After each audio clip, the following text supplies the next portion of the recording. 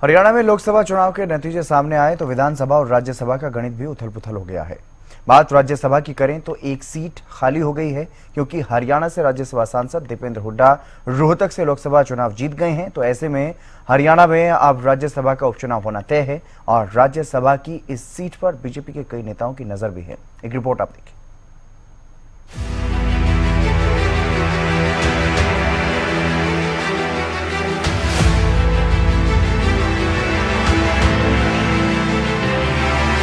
हरियाणा में राज्यसभा की एक सीट खाली हो गई है।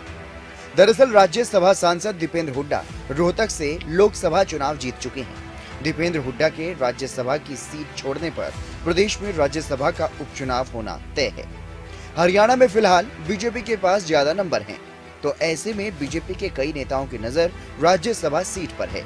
सियासी गलियारों में फिलहाल चर्चा ये है कि इस सीट के लिए लॉबिंग भी शुरू हो चुकी है, लेकिन वहीं 3 निर्दलीय विधायक सरकार से समर्थन वापस ले चुके हैं और कांग्रेस का समर्थन कर रहे हैं। तो ऐसे में प्रदेश की राजनीतिक परिस्थितियां भी बदल चुकी हैं। नायब सैनी सरकार के अल्पमत में होने की बात नेता विपक्ष भूपेंद्र हुड्डा बार बार कह रहे हैं, तो वहीं सीएम नायब सैनी भी सरकार के पूर्ण बहुमत में होने का दावा कर रहे हैं। ऐसे में विपक्ष एकजुट हुआ और राज्यसभा चुनाव में बीजेपी उम्मीदवार के मुकाबले विपक्ष ने अगर अपना मजबूत उम्मीदवार खड़ा कर दिया तो बड़ा उलटफेर भी हो सकता है। लेकिन इसके लिए जेजेपी के 10 विधायकों की जरूरत जरूर कांग्रेस को पड़ेगी।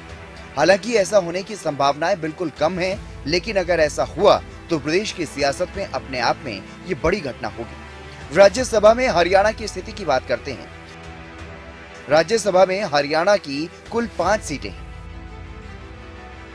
3+1 यानी के 4 सीटों पर भारतीय जनता पार्टी का कब्जा है। सुभाष बराला, रामचंद्र जांगड़ा, कृष्णलाल पंवार राज्यसभा में बीजेपी के सांसद हैं।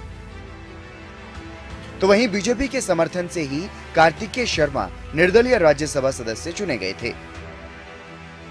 कांग्रेस से केवल दीपेंद्र हुड्डा ही राज्यसभा सदस्य हरियाणा से रहे हैं। साल 2026 तक इनका कार्यकाल था, लेकिन दीपेंद्र हुड्डा लोकसभा चुनाव लड़े और रोहतक से बड़े मार्जिन से जीत भी गए। तो ऐसे में अब राज्यसभा सीट पर उपचुनाव होना तय है। यूं तो चुनाव 6 महीने के अंदर करवाने जरूरी होते हैं, लेकिन माना जा रहा है कि जुलाई में ही उपचुनाव करवाए जा सकते हैं। यह अधिकार निर्वाचन आयोग के पास है। आयोग किसी भी समय अब हरियाणा में राज्यसभा चुनाव करवा सकता है। बीजेपी के पास फिलहाल विधानसभा में ज्यादा सीटें हैं, तो ऐसे में अगर अगले महीने राज्यसभा उपचुनाव हुए तो ये सीट बीजेपी के खाते में जाने की संभावनाएं ज्यादा नजर आती हैं। हालांकि ये सियासी खेल है, यहाँ बड़ा उलटफेर होते वक्त नहीं लगता। अगर विपक्ष ने एकजुट होकर सही रणनीति बनाई तो खेल पलट भी सकता है। Bureau report, Haryana news.